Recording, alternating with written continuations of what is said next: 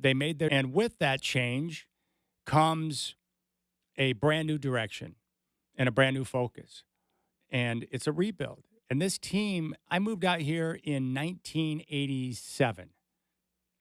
The only thing I knew about Portland is that Clyde Drexler played for the Trailblazers. So I thought, well, it can't be that bad of a place. So I'm on board with moving out there, mom and dad, if you want to do that. That's all I knew. I had a poster in my room, Sultans of Slam, and it had multiple basketball players on there: Michael Jordan, Dominique Wilkins, Charles Barkley. One of the guys on the poster was Clyde. I knew he was a Trailblazer. That's the only thing I knew about Portland, and I wanted to come out here and be a part of it. But from the moment we arrived in town up until now, the team has been really consistent year to year to year in terms of fielding a competitive basketball team, sometimes a sensational basketball team, and it's been a perennial playoff contender for years. And I can only pinpoint, since the time I moved out here back in 87, one time where you could call it a rebuild. And that was that transition from the Jailblazer era up until the time where Maurice Cheeks was coach. And then they had a couple of lean years before they drafted B-Roy, LaMarcus Aldridge, and Greg Oden. And then the team went into playoff mode and became really good before the injuries struck. That's the only time. Outside of that, we haven't been through a full rebuild. And this here is more extreme than even what took place in the early 2000s. What they've done now is they moved out Damian Lillard. They moved out C.J. McCollum. They moved out the veterans for the most part. And they've tried to acquire young assets. So we've seen them in the last couple of years with their assets take Shaden Sharp. This year they took Chris Murray and Scoot Henderson, and they're getting young. And what they're going to do now is they're going to take the veterans that are on the roster who aren't going to be a part of the future. And these are guys like Malcolm Brogdon, Robert Williams when he's healthy, potentially Matisse Thybulle. It could be Jeremy Grant at some point based on his age. And then they'll go out to market and see what offers are going to be made for those veterans. And then once they get those offers, they'll pick the best one, and they'll continue to bring in young players or draft picks so they can continue this process of rebuilding the entire franchise. So there are a few different things you're going to want to look for over the next year, this season in particular, also next year and the following season, because this rebuild is probably going to take somewhere between 2 to 4 years. And you want to see progress throughout that period of time, but this is not going to be a quick fix. This is not something they're going to be able to solve by midseason. No, it's going to take longer. It's going to take time. And I'm not asking you to be patient. I'm just telling you what's going to happen. So what the Blazers want to do right now, really a couple of things. One, they want to work with two key players that they have on the roster right now. Scoot Henderson, who they took number 3 overall in the draft this year, and Shaden Sharp, who they drafted the year before at number 7. These are two young players that really need to hit and become viable NBA players, big-time players, starters who play, produce, and really can be key leaders on this franchise moving into the future. So the two players I'm primarily focused on in terms of development, Scoot Henderson and Shaden Sharp. Scoot Henderson is out right now with the bone bruise. He'll be back in a couple of weeks. He got out to a slow start before he exited with that bone bruise. So we've got a lot to sit back and watch and learn about Scoot Henderson in his game. He's confident. He appears to have a good work ethic. His attitude appears to be in the right place.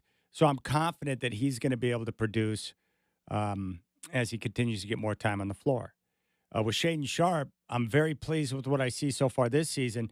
You know, in the preseason, he had some struggles, and I was wondering, like, is he ready to start? Well, when they had the injuries to Anthony Simons, they went to Shaden Sharp instead of Malcolm Brogdon. And Coach Billups made the decision at the time, which has turned out to be the right one, to start Shaden. He wanted to get Scoot and Shaden on the floor together. And Shaden has responded by being a playmaker, peppering the stat sheet, his teammates, his veteran teammates showing trust in him late in games, which is terrific. And he's got a long way to go, but I like the progress that we're seeing in his game. If you compare him from last year to this year, it's been nice. That type of development, the confidence. As it was put to me, he doesn't know how good he is yet.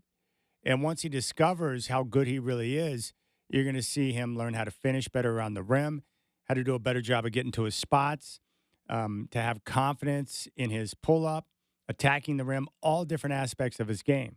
So he's just scratching the surface and discovering what type of player he is. But so far, I like the progress that we're seeing with Shaden Sharp. With Scoot Henderson, he just needs to play. He needs to play. The game needs to slow down. And as he gets on the floor and it starts to slow down, you'll see him develop a better feel for the game. That's just a matter of him getting on the floor, getting minutes, and getting a chance to play night in and night out. So those are my two main concerns: the development of Shaden Sharp and Scoot Henderson, because those two guys were taken in the top 10. It really is critical that those two guys progress and develop into viable NBA stars, and that's going to put this franchise in a very good spot moving forward.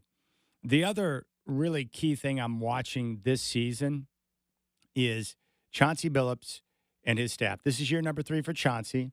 The first 2 years, as you know, were tank seasons. Difficult to evaluate a coach under those circumstances. So this year, I'm really paying attention to Coach Billups and his staff, and really one big question. Are the players on the roster playing the way that Coach and the staff want them to play? And that's something that we have to let play out through the course of the year to get an answer to, because, the team needs to find out if Chauncey Billups is the right coach moving forward as they continue this rebuild, and he's in a position that has an opportunity to shape these young players. You want the right person in that job to make sure that the players get to the level that they can get to. So we need to find out more about Chauncey. I would say early on, the response has been nice. I think it's easier for Billups now that Dame is not in the locker room to exert more control, because you don't have that strong superstar vet. This is more Billups' team now, and it's not Dame. So Billups can exert more control. He can place more demands on his guys and expectations in terms of what he wants. And he can accomplish that by holding guys accountable for when they don't execute and do the things the way that he wants them done. And we've seen examples of that so far this year. I think the biggest suggestion that guys are listening is just the defensive improvement. To go from just being piss poor on that end of the floor and one of the worst teams in the league, if not the worst over the last few years, the Blazers right now top 10 defensive rating. And they're working hard. They're learning how to communicate. They're grinding, and that's a very good thing. I think also another example of good coaching is just the progress we're seeing from Tamani Kamara. Love his game, love his length, love his willingness to defend. I don't know if Tamani is going to develop into a starter, but he has the looks of a guy, if not a starter, someone that can develop into a great role player, a 3-and-D legitimate defender who can be a key part of a winning team. And so it's been fun to watch Tamani because he might be one of the steals in the trade. So that's what I'm looking at this year. I want to see if Scoot and Shaden are developing. I want to see what those guys look like as we get towards the end of the season. And then the second part, are the players playing the way that Coach Billups and his staff want them to play? Now, once you move away from that, now I'm going to be looking at what Joe Cronin and his staff can do, the basketball staff, the front office, how they're able to go out and utilize the tools that they have on the roster to continue to bring in draft assets and young players. And so far, they've done a good job of adding draft picks to the cupboard. They've gotten some young players like Tamani Kamara. They need to go out and get more. That means that you've got players on the roster, guys like Malcolm Brogdon, Robert Williams when he's healthy, potentially Jeremy Grant. And at some point, they have to make a decision between Ant, Shaden, and Scoot and which direction they're going to go there. So we got to keep an eye on what type of picks and players they're able to get back for the veterans that they have.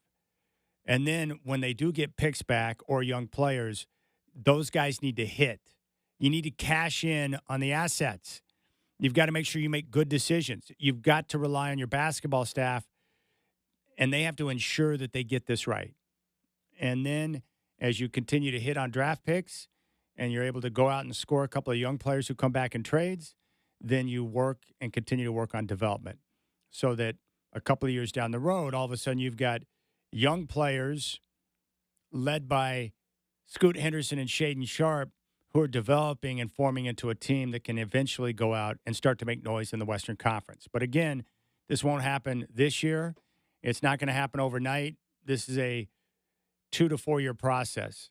And that's really where they're at. It's not about wins and losses this year. It's about player development. And it's about Coach Billups, really showcasing that he can get these guys to play the way he wants. And that's what we're in store for.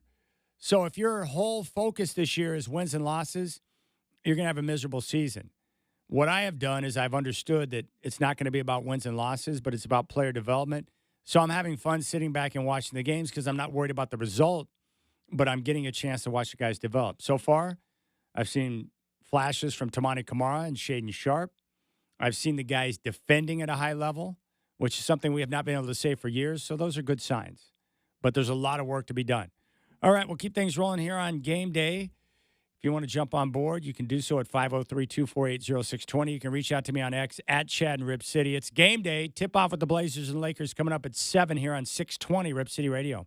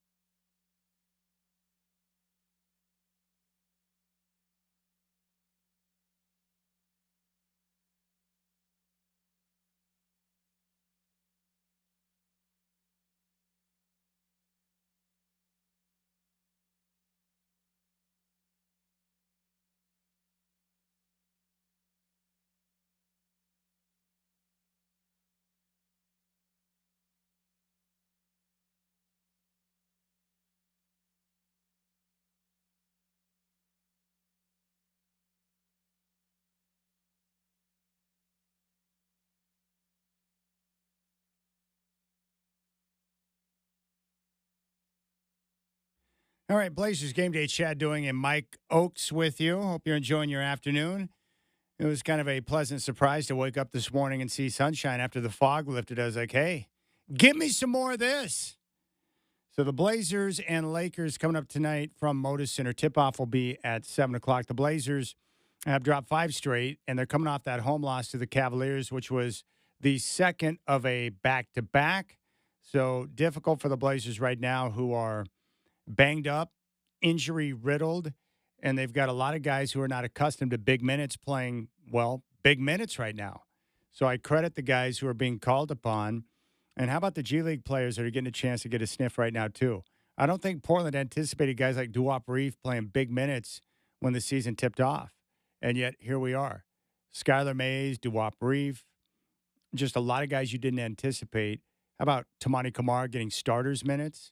It's pretty crazy when you think about it, but that's the situation they're in. And so what I applaud the staff for is getting these guys ready to play and just a level in which these players, these young guys, are competing at.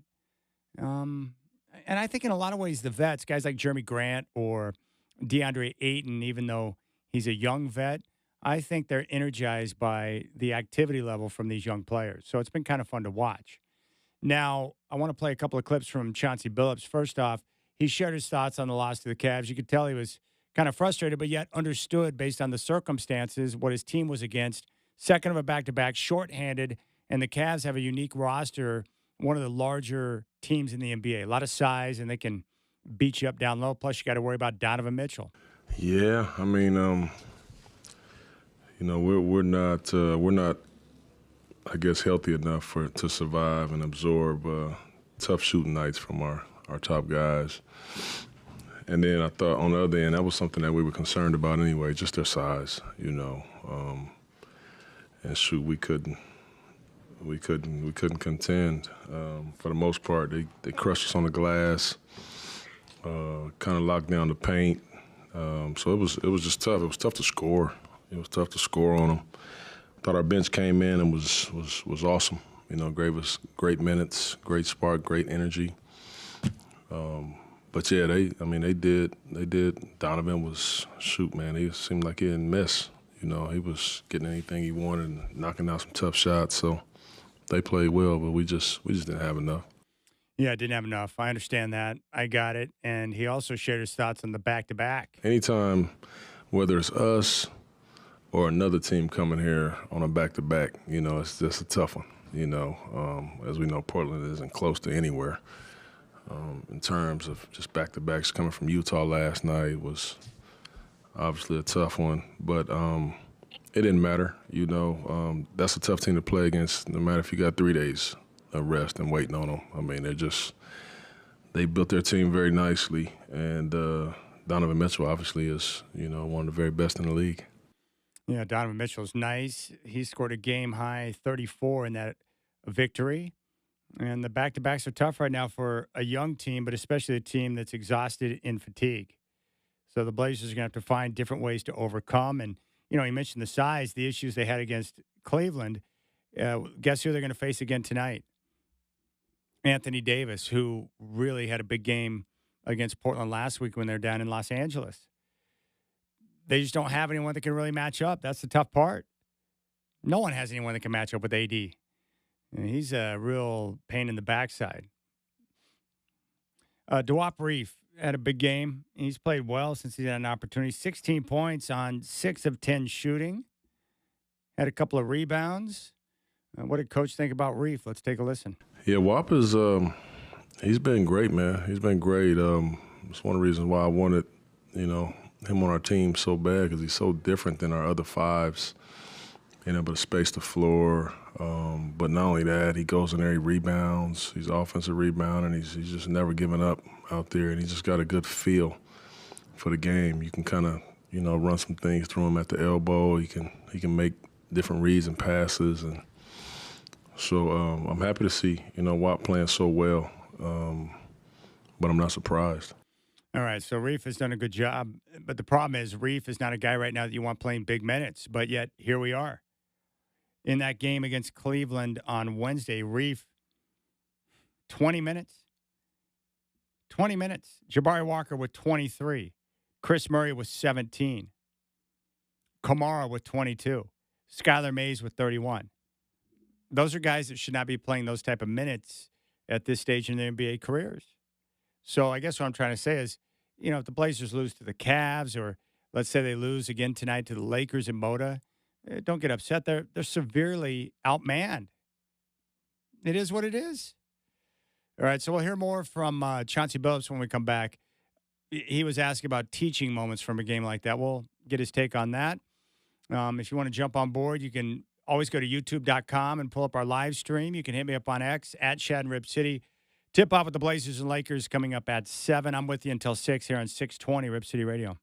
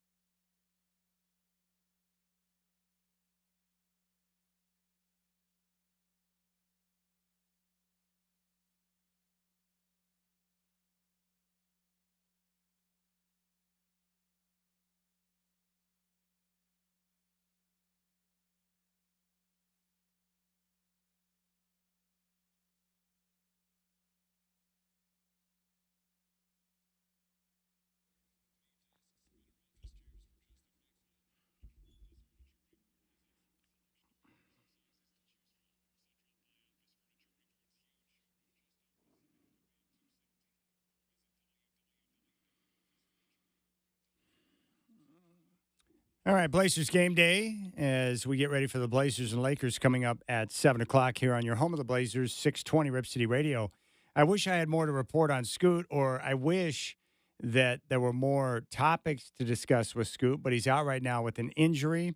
It's a bone bruise, and based on the latest reports, he's going to be out for roughly 2 more weeks before he gets back on the floor. So we sit and we wait, and we look forward to the return of Scoot Henderson.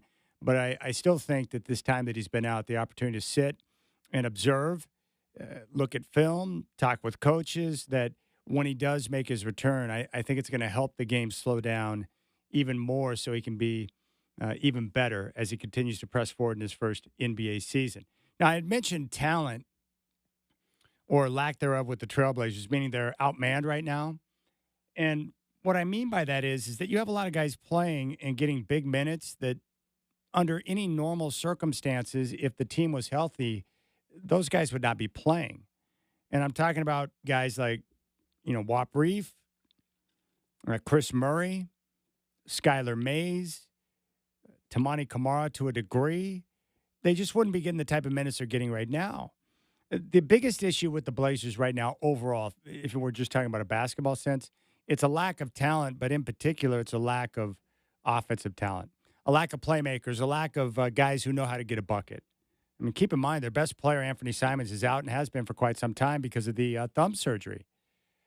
And Jeremy Grant is a decent scorer, not great, and he's a little reluctant. The coaches had to, implore him to be a little more of a ball hog because they need his scoring, especially with Ant out of the lineup. But they just don't have guys who can get buckets. And so what we've seen over the last couple of games in particular is where the offense has become an issue. They had a 5-minute plus scoreless stretch in that fourth quarter against Utah, and the Jazz went on a 13-0 run to put the game away.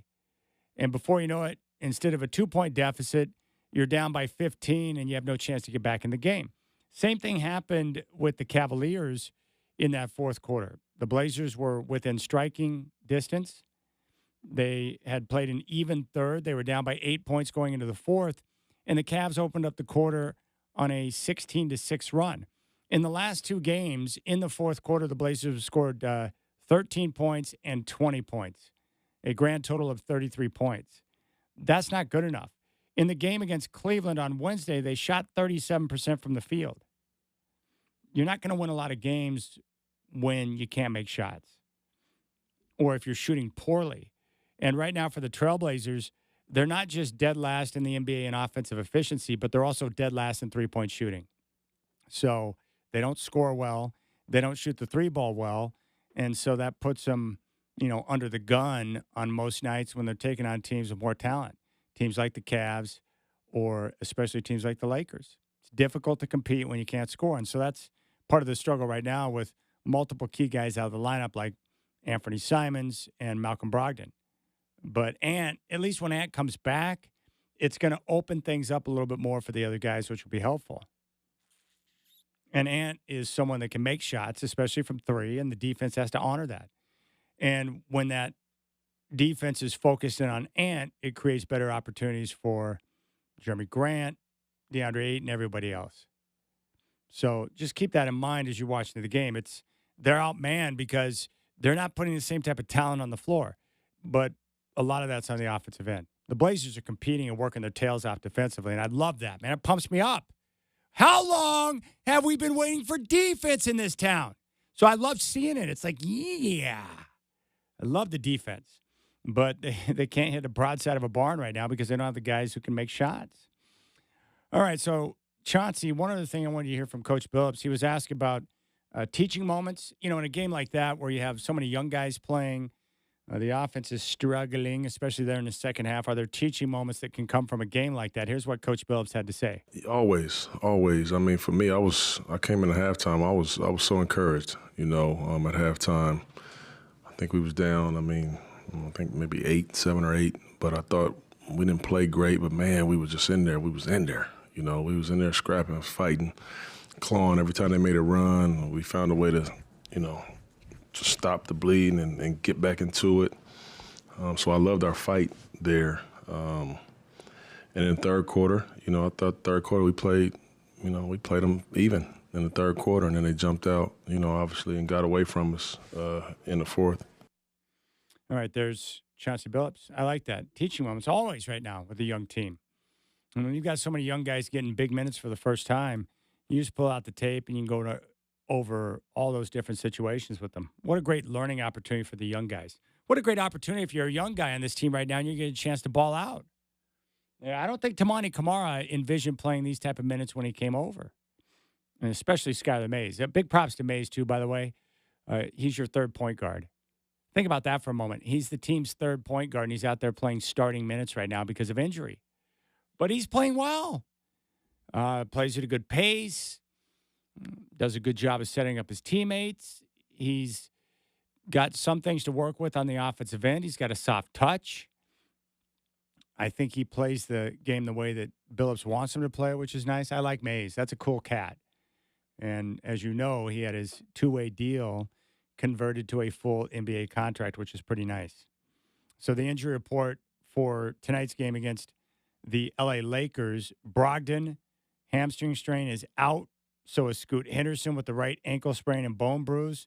Justin Minaya, Ryan Rupert, G League, Anthony Simons with the thumb ligament tear, and of course Robert Williams, who's out for the season after having successful knee surgery to repair a ligament in his right knee. So we'll see a lot of the same lineup tonight. Now the Blazers in that game last week against the Lakers, they competed all the way throughout. And what I love about the fight in this young group that's out there on the floor, just look at that fourth quarter against LA. The Lakers came out and really took control of the game in the third quarter, but the Blazers opened up the fourth, and they went on a 12-2 run, and they cut it down to 1 point. You thought, okay, they're in a position. Then the Lakers extended it back to 8, and you thought maybe it was starting to slip away, and then all of a sudden the Blazers exploded for a 7-0 run and cut it back to 1. They were right there. And then you had that creepy turnover where I think it was Mays who was trying to get a pass out. It got deflected. It went into the backcourt, and both Mays and especially DeAndre Ayton did not chase the ball down with the type of vigor you would hope for, and it turned into an easy bucket for Torian Prince. And that put them up by 5, and it was late in the game, so that was enough to create the cushion they needed to get the win. Now, Anthony Davis is going to be an issue tonight. Really, for the Blazers tonight, what I'm looking at here, how are they going to deal with the paint? Because the Lakers and the Cavs both dominated the paint. But Anthony Davis, I assume he's going to play. If there's any night where you want Davis, what was that injury that he had that he was dealing with like last week? It was, I think they described it as a growing spasm. He was dealing with a growing spasm. That sounds interesting to me. But if there's ever a night where you wanted Davis to have more spasms in his groin, tonight would be the night. So he can't play, and then the Blazers don't have to worry about dealing with that. Because what the Lakers did a really good job of is they saw the game for what it was. We got size, and we got Anthony Davis. We got other guys who can, get good position. They just attacked the paint. So their guards did a good job of getting Davis the ball in a good position. They made sure that they were aggressive in attacking the paint. They were rewarded at the free throw line, and Davis had a big night. And, for the Blazers, the one thing that they cannot do right now with the lack of offense, they can't be outworked. They have to outwork teams. They have to out-rebound teams.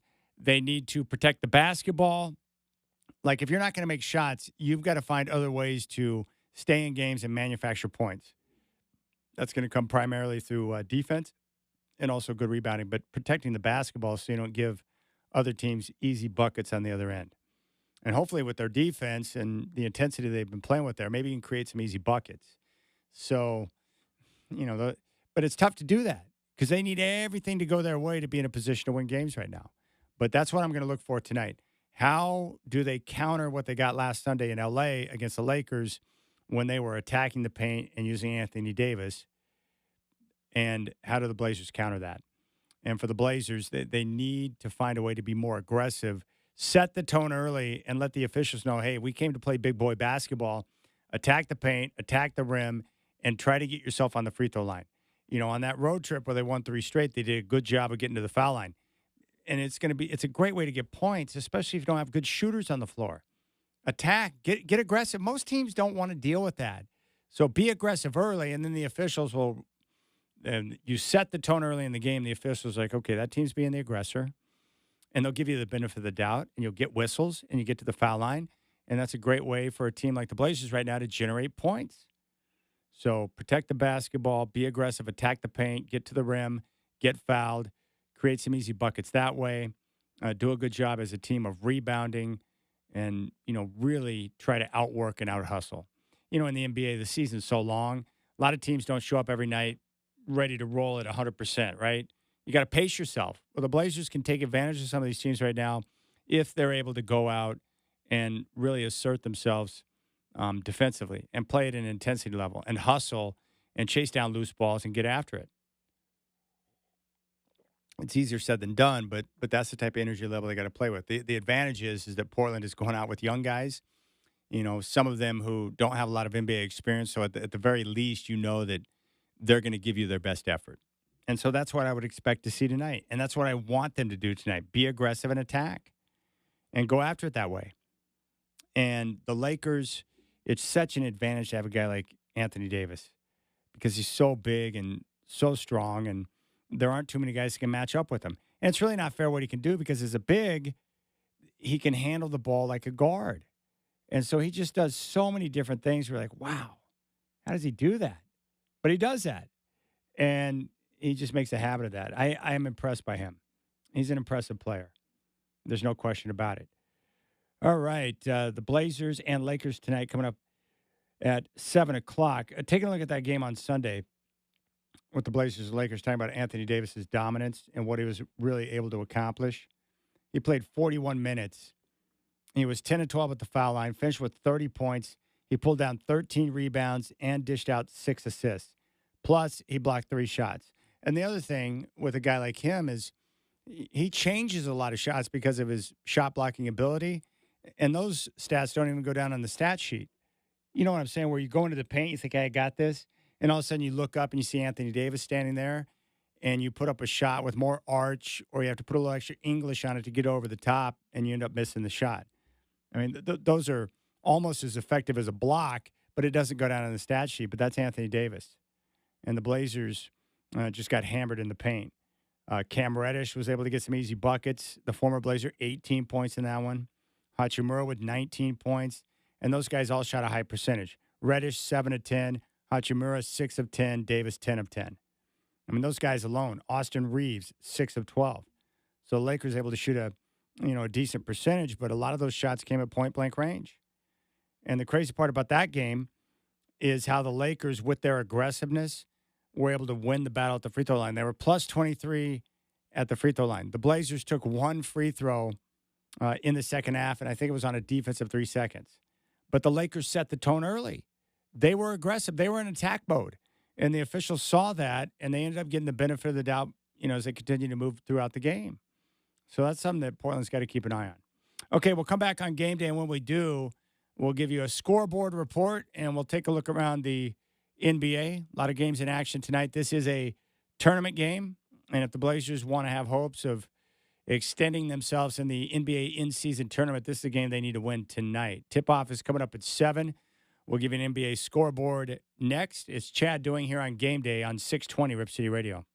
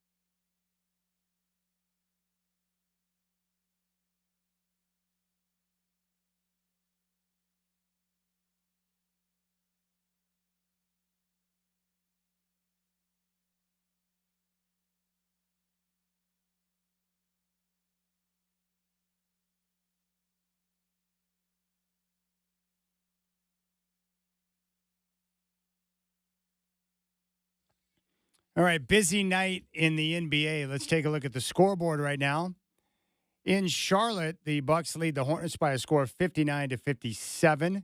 Halftime in DC, the Knicks on top of the Wizards 65 to 54. Julius Randle so far with 12 points. Second quarter in Atlanta, the Hawks on top of the Sixers 34 to 30. Second quarter in Cleveland, the Cavs on top of the Pistons 48 to 39. Max Strus has 13 points. In Toronto, the Celtics lead the Raptors 42 to 37. Drew Holiday with 10 points. Second quarter in San Antonio on ESPN. Spurs on top of the Kings by a score of 43 to 42. Zach Collins, 9 points so far for the Spurs.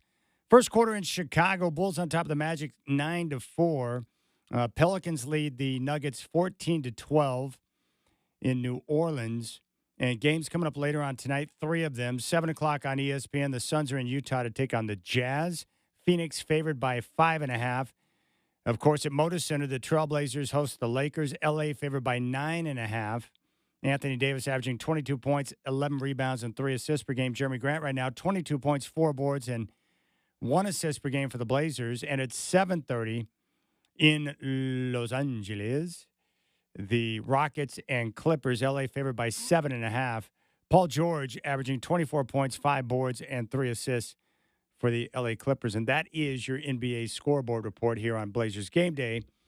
Tip off with the Blazers and Lakers coming up at 7, and I am with you all the way up until 6 o'clock. I want to play this clip for you. I think you'll enjoy it. But Steve Kerr was asked at his press conference if Draymond Green's actions where he put Rudy Gobert into a chokehold, if he crossed the line, if it was over the top. And, Steve Kerr is a very smart guy, a great communicator, and a very good coach. Take a listen to his response to the question. Yes, he definitely took it too far. I didn't have a problem with him getting Rudy off of Clay because, the rule of thumb is you don't put your hands on another player on the other team. You get your own guy, and so I thought Rudy was wrong for putting his arms on Clay, regardless of his intentions. So I had no problem with Draymond getting him off of him, but he's got to let go, and he hung on for 6-7 seconds, and it was a terrible visual for the league, for Draymond, for everybody. So Draymond was wrong. He knows that. It's a bad look. The 5 games is deserved, and we move forward. A quick follow-up to that, too, because Draymond's fire and passion, you've talked about it. We all know how important that is to this team and what you guys have accomplished. But the league has also said, in this statement and then also back in that Kings series when he was suspended, like his past actions continue to play a role in these decisions. So how does he, the organization, navigate those types of things and making sure this doesn't continue to happen? It's a great question, and it's something we are working hard on behind the scenes. Draymond has to find a way to not cross the line. And I'm not talking about, getting an ejection and getting a technical. I'm talking about, a physical act of violence. I mean, that's inexcusable, and so we have to do everything we can to give him the help and the assistance that he needs to be able to draw that distinction between being, an incredible competitor, which he's always been. That's why he's in the position he is. That's why he's the player he is. But he can't cross that line, and he crossed it the other night for sure. All right, there's Steve Kerr. What a great response that was. And look, I grew up in a different era of NBA basketball where guys would fight each other on the court and there would be common fouls called and the game would continue. I saw Robert Parrish punch out Bill Laimbeer, literally punch him out from behind in an NBA playoff game and was not ejected for the game. The officials knew it was going to happen and knew based on actions from Laimbeer in previous games that it was coming, and they believed he deserved it, as did the players. So I'm not greatly offended when I see guys have fights or get into fights or see guys choke each other out on the basketball court. It doesn't bother me. I find it somewhat entertaining because it brings a wrestling type element to the game. So I'm not offended by guys wanting to punch each other out, or Draymond wanting to choke out Rudy because he's annoyed by Rudy Gobert, or because Draymond wanted to find some way to get ejected because he likes to not play when Steph's not in games. Whatever the case may be, I wasn't like offended by it, but I love the answer because the reality is that in today's NBA, Draymond can't get away with those type of actions, and he's got many priors, and when he's not on the floor, he's going to hurt his team. So what Kerr said is one, he understands that Draymond needs to play with a certain emotion and intensity level. He understands that is very good for his team when he does, and that's the way he goes about it. So he allows Draymond to be himself, but there's got to be boundaries there. I want you to protect your teammates, and I want you to get somebody's hands off of Clay if they're touching him, but putting them in a chokehold and hanging on for, 6 or 7 seconds or 10 seconds or whatever, that's over the top. I want you to send message to young guys on the team, not to say a bunch of crazy things like Jordan Poole, but walking over and try to punch them out in practice is uncalled for. So Steve Kerr drew the line. He was willing to talk about it, was very open in his response, and I like that. Yeah, clearly there's a lot of respect and trust between Kerr and Draymond for him to open up like that and talk about a player like that. But that's what comes with a guy like Kerr who's got the communication ability, knows how to work with his players. He cares about his players. He's had great success, and he's got cachet. That is a NBA big-time head coach. That's how you respond to that. And he wasn't annoyed at the question. He didn't run from the question. He didn't belittle the reporter for asking the question. In fact, he complimented the question. A lot of coaches be like, well, why would you even ask that? You know, they do. They get bitter and chippy. But I thought Kerr handled that one perfectly. Now, I did see a comment pop up in the YouTube chat. And of course, you're always welcome to jump on board and chime in that way. It says here, and this is from Nick Thompson and also from Iron Rods, playing young guys is code for losing. Well, sometimes when you play young guys, you're not necessarily trying to win. Or sometimes teams will go young, like we've seen the Blazers do the last couple of seasons, to improve their lottery position. But right now, the Blazers are playing young guys for the reason that they don't have any other bodies to put in the game. The reason why Skylar Mays, who is an inexperienced NBA guard and who's young, is playing is because two other point guards on the team are out right now. So he's playing 30-plus minutes a night out of necessity. That's an issue.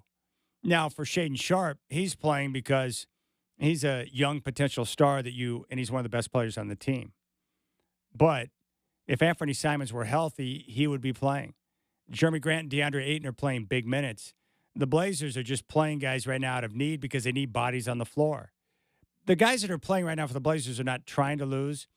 I don't think the franchise is actively tanking in the moment, but the guys that they're playing aren't good enough, and as a result, you're going to collect losses along the way. But if Malcolm Brogdon were healthy, he would be playing. If Anthony Simons were healthy, he would be playing. So that's kind of where they're at. All right, we'll keep things rolling here on the show. We still have keys to the game and the Coors Light Cold Hard Facts. I'm with you until 6, and the tip-off with the Blazers and Lakers coming up at 7 here on 620 Rip City Radio.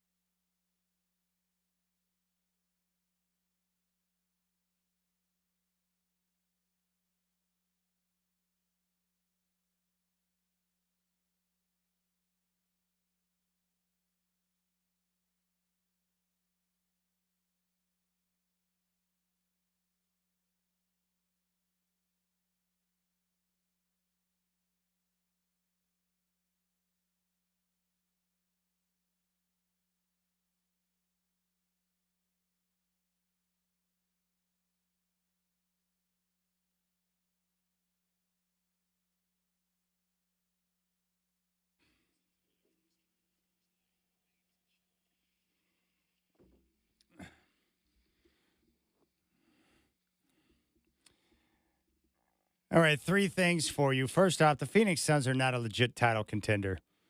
I'm concerned about their health. Bradley Beal, his absence has been extended even more. I don't care for their size or lack thereof.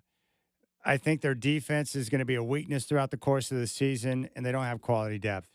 You just can't play that many guards. They don't have proper roster balance. We know all about that here in Portland, but I think the Suns, when it comes down to it, will not challenge in the Western Conference for a championship. They would have no chance against a team like Denver. Next up, the Oklahoma City Thunder. They are scary, and I think they're exactly what you hope Portland becomes. They have amassed a ton of assets. They've got draft picks from here to wazoo, and they've done a good job of finding really good young players. Just look at Shea Gilgeous-Alexander. And then they were able to make a move for Zach Collins, who's now, or excuse me, not Zach Collins, but they went out and got the used the draft pick to get Chet Holmgren, who's now healthy. I get Holmgren and Collins mixed up sometimes because they're both Gonzaga white bigs. So there you go. But Chet Holmgren's healthy. He's productive right now. Josh Giddey's a nice player. That's a very good young roster. They're the top three-point shooting team in the NBA right now. They're scary good, and they're only going to get better. And they've got more tools to continue to shape their roster and bring in more players that can help them get to where they want. Scary good. And also, big props to Nick Nurse right now, who's coaching his tail off in Philadelphia. Look, I think Doc Rivers is a good coach, and I know he's revered by players around the league. They love Doc, but I do think that there are times when a coach, his message or his style can run a little bit thin with guys, and he's always yelling, and he's crazy. I think he's a good coach, but I think Nick Nurse is the right voice for that team right now because he can come in and he can coach defense and he can send his message, which is different than Doc's, and he's got all those guys on the same page. And now that James Harden is no longer in the mix, the emotions have calmed, and guys are just out there playing basketball. You've got players who are on the same page, listening to their coach, and they don't have separate agendas. They're out there playing together. And I like what I see from Philadelphia right now. Nick Nurse is a darn good basketball coach. Why the Milwaukee Bucks did not hire him is beyond my understanding. But right now, Boston followed by Philadelphia. Those are your top two teams in the Eastern Conference. Milwaukee's not far behind, but they're working through some early season struggles, particularly on defense because Adrian Griffin, it's remains to be seen on whether or not he knows what he's doing. So big props to Nick Nurse. The Western Conference right now, it's pretty obvious that Denver is the best team in the NBA. They look great. They look terrific. Big props to Mike Malone. He went in with a plan this year. Oh, excuse me, Michael Malone. Don't want to offend Coach. Michael Malone went in with a plan. And he wanted to find a way to motivate his team so that they wouldn't have that championship hangover, and they've come out with a focus. And I think what he did is he used this whole idea that no one believes in them, that they're a flash in the pan, a one and done. But in order to become one of the best teams in the league, it's one thing to win a championship, but do it back to back. That's how you separate yourself from the rest of the pack. And they've got a chance to do it this year. And I know it because I'm one of those guys where I'm like, Denver's not going to win it again. Yeah, it's Denver. They're not one of the media darlings or fan favorites. Jokic is, European, so it's hard for people to wrap their arms around a guy like Jokic at times, I think, because he's not Kevin Durant, he's not LeBron, he's not one of the traditional stars, but the guy's awesome. And Michael Malone is one of those coaches. We heard from Steve Kerr earlier talking about Draymond Green. I love Michael Malone because he's not afraid to coach his guys. He's got the respect of the locker room. He'll coach guys up.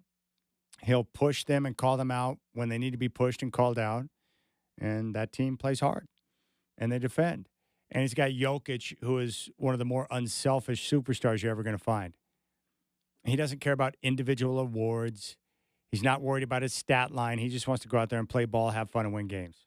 And when you've got a superstar at that level who's willing to take on that type of role with the team, it makes all the difference in the world. So big props to him. So we'll see how things shake out tonight. Lakers and Blazers, 7 o'clock tip coming up from Moda Center. And the Blazers, of course, playing with kind of a makeshift lineup with a lot of G Leaguers and youngsters out there. And the Lakers, of course, it's one of those games where they can sit back and do we want to rest some guys tonight? Is tonight a good load management night? It looks like Anthony Davis is going to go. He's probable. LeBron James listed as questionable. Gabe Vincent, Jared Vanderbilt, and Jalen Hood Shafino are all out. So we'll see what the Lakers are going to do tonight. And if the Blazers hope to extend themselves in this NBA in-season tournament that no one seems to care about, this is a game they need to win.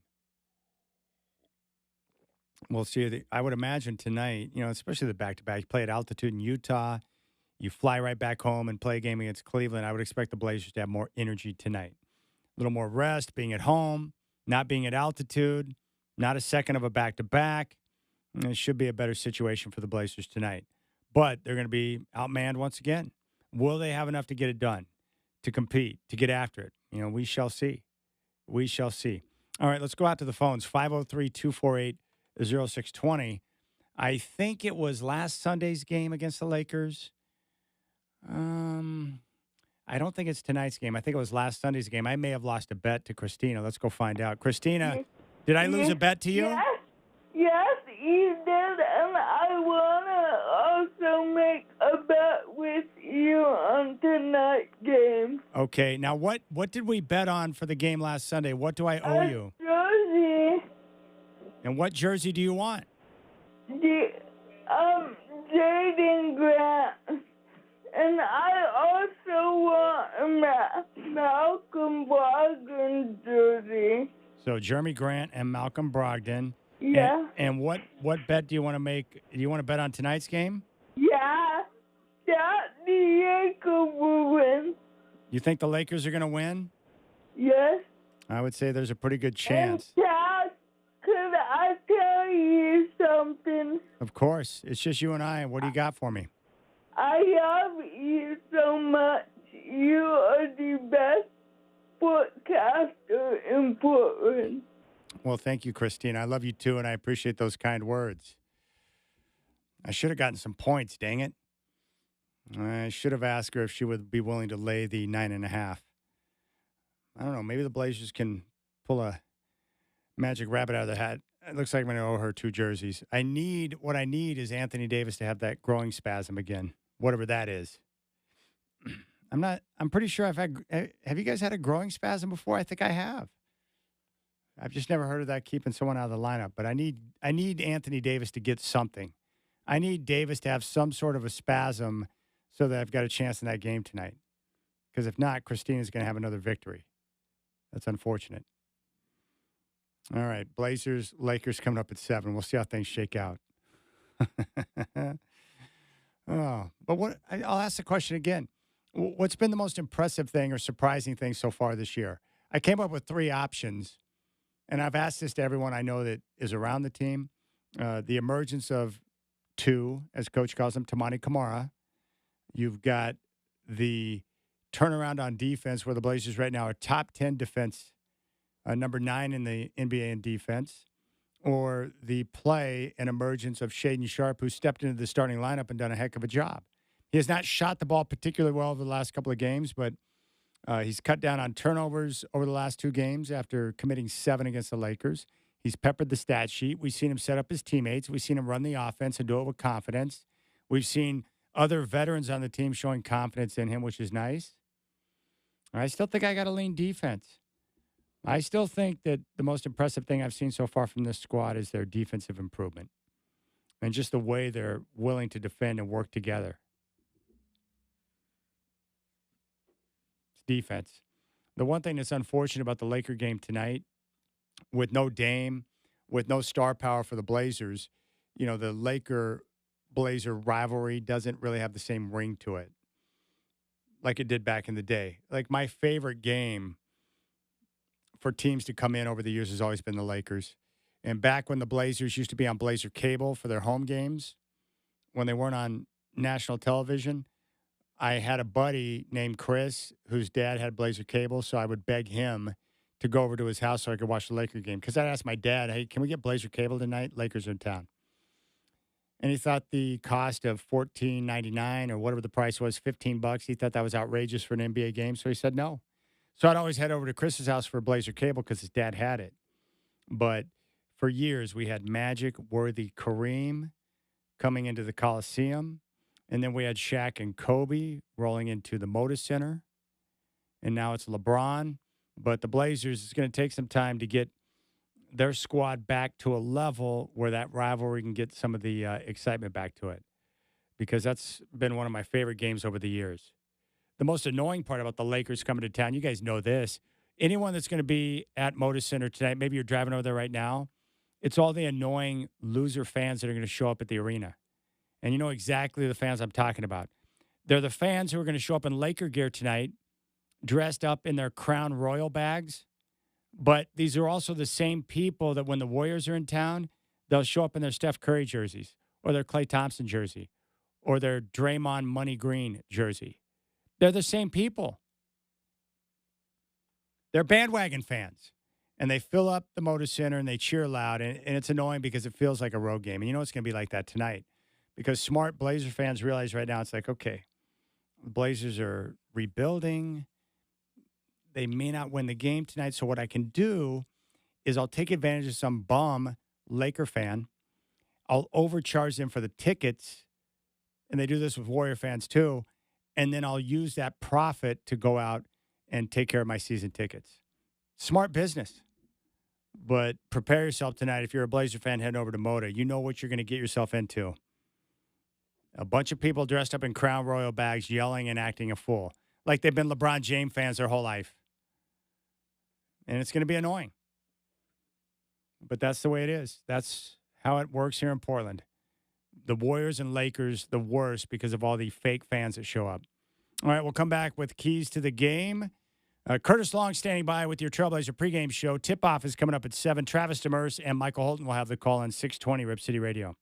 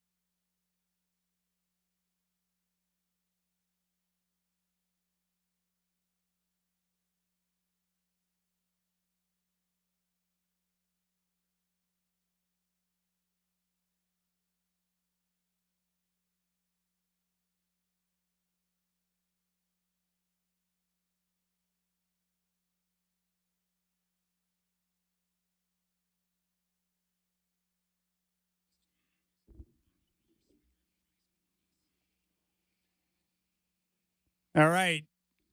Keys to the game tonight. Number one, be the aggressor from the start and make sure the officials understand you came to play ball and you're going to attack the paint and the rim. If they do that, they'll be able to get some opportunities at the foul line, which will be critical for their opportunities to win the game tonight. The Lakers took advantage of the Blazers in the paint on Sunday. They got to the line. They were plus 23 in charity points, and that ended up being a big difference in that game. So the Blazers have to be aggressive from the start. It is absolutely critical. Also, protect the basketball. Do not get sloppy with the ball and have one of those nights where you turn it over 17, 18, 19 times in the game. They've got to protect the ball, value possessions, and do not give the Lakers easy buckets. And outside of that, they've got to find someone to step up and make shots. They can't shoot 37% tonight. They've got to hopefully find multiple guys who can knock down some shots. I'm hoping with the extra rest they can do that. 37% is not going to get it done, but if they can have one of those nights where they're connecting on, maybe 47, 48% of their shots, and they're able to get to the foul line, that could be the proper combination. And those are your keys to the game. All right, let's take a listen to Chauncey Billups, who spoke with media members just a couple of minutes ago down at Moda Center, getting ready for the Lakers tonight. You guys have been integrating Shea and getting him more involved. Like, when you're taking a look at tape, game after game, how do you do that evaluation process and decide, okay, even though this isn't working, what are we trying? Like, the last couple games, you guys have done more strong side stuff with a shooter in the corner as opposed to the empty actions. Is that just kind of like, okay, let's give him a little bit more support on the strong side so the read's a little bit easier? Or like, how do you kind of go through that evaluation process to get him to get those building blocks to make that decision tree? Yeah, I think with Shea, you just keep trying new stuff with him. You can empty the side out for him. You can go corner field for him. Obviously, if you go corner field, the easier read on the backside, But you just try to keep giving him more and more and just kind of see what happens. And then afterwards, like this morning, I had a good film session with him this morning in my office. We just started talking about some of the reads, and this was the right read. Take your time on this one. You're too far on the sideline. When they down you, you got to set up, there's so many little small things that I'm trying to teach Shea that will make the game so much easier. I'm telling him this little stuff, for instance, like guard Max Strus. He's so physical with you. As an offensive player, he's physical with you when you try to top block him. And I'm saying every night you play against it, like learn something from that. We run a lot of wide screens for you. Sometimes you don't create, any room. Well, look how these guys that created, look how they do it. Like learn something from guys, not just the great players. So just things like that I always challenge Shaden on. And obviously now, with where we're at, he's having to play some backup point guard, and you put him in so many situations that he's probably not used to, but it's okay. That's how you learn. Any changes to your starters tonight, Coach? No, same starters. Same starters. DeAndre doesn't get a lot of free throws usually anyway, but I think he only has 5 so far this season. Is that concerns or not? Just that's also part of the process of trying to get the offense going through him more as you gradually learn him. But you hope that number blossoms and goes up. We all hope that number, starts to be 5 or 6, 7 a game. That's an alarming number for us, and a lot of it is, he's a short roller a lot of times, so he catches it in the pocket and he's shooting that little jumper. Nobody's gonna foul you on that. To get to that line a lot, you gotta play kind of violent a little bit. You gotta get in there, and there's gonna be some physicality in there waiting on you. So I think it's on us, it's on me to put him in better situations, and then it's also on him when he gets opportunities to earn a bonus, or your mindset always should change when a team is in a bonus. Attack, that shot might be available, but they're gonna be a little hesitant. So attack. So a lot of that is us and me kind of learning him more and putting him in better positions, and then him also finishing it out. All right, there's Coach Billups from Moda Center tonight. before the game. Yeah, I love all the different situations that Shaden is being exposed to right now. It's great learning for him. Big props to Scott, who hit me up on X and sent me a picture of the poster I was referring to earlier, Sultans of Slam. Here are the players that are on it. And again, this is the only thing I knew about Portland before we moved out here, but it was good enough for me. James Worthy, Spud Webb, Charles Barkley, Dominique Wilkins, the human highlight film, Air Jordan, Larry Nance. Boy, Larry Nance, Hot Rod Williams, and Brad Daugherty was a dope front court with Cleveland. Gerald Wilkins, when he was with the Knicks, brother of Dominique, and Clyde the Glide Drexler. And it's one of those sweet dunks. It looks like they're playing down in L.A. against the Clippers at the time, where he's elevated and he's got the ball cocked in his right hand, getting ready to throw it down. And he's like super high up in the air. That's the only thing I knew about Portland. My parents, we had that family meeting thing at the dinner table. What do you guys think about moving out to Portland? My parents had gone on a trip. They liked it. And in my little Chad mind at the time, I was like, never been there. I know they've got Clyde. Yeah, I'm in. That was how that went for me back in, I think I was like 11 or 12 years old. That's how that went down. Let's go out to the phones. Game day here, Chad doing. Let's grab Eric. Eric, appreciate the phone call. You're up on Game Day. What's on your mind? Hey, Eric and Carlton here with my son Eli. Watching the Knicks game right now. Yep. Looking good, looking good. So I had a question for you about the Pacers lineup. Could you see Jabari being in there as a starter next to Grant?